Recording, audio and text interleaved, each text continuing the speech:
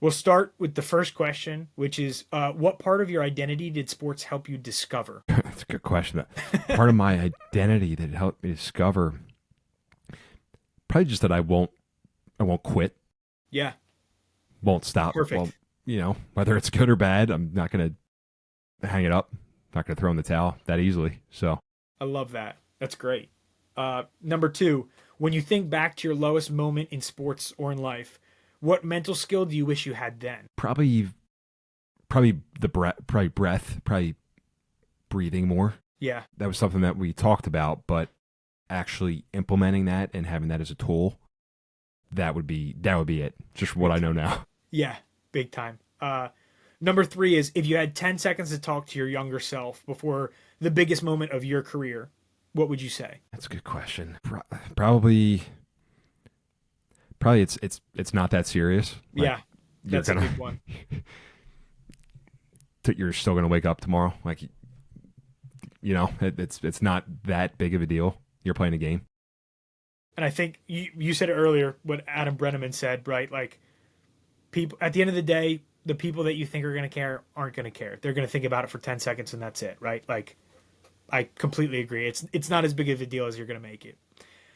And then number four, what's one mental habit that changed the game for you that you wish more athletes knew about? It could be breath work, like you said earlier, or whatever you think.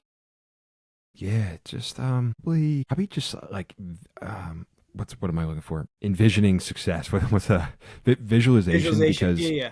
it's one thing that I kind of took pride in. Like whether I struggled defensively throughout the year, I would towards the end of the year I would pull together somehow and Yeah. be like, all right, just visualize the times that I made a play that I Yeah. was successful. So Yeah. yeah, it's That's the first awesome. thing that comes to mind. I love that. Um, Number five is looking back, what moment felt like the end, but ended up being a new beginning? And these are good questions, man. like, like the end. Yeah, I guess stop like not playing baseball anymore. Yeah. Sort of. Right. Yeah, like um, that's probably the best thing I would say. Yeah, is last at bat at Seton Hall, striking out to end Oh the career. man. That's the not good, but it's launched.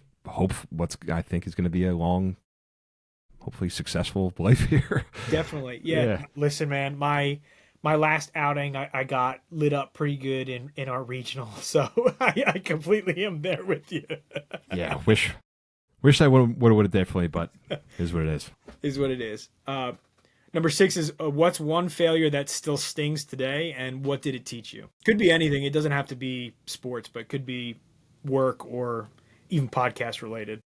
Yeah, this is I think maybe not the answer you'd expect, but thinking that I would be at a certain place right now.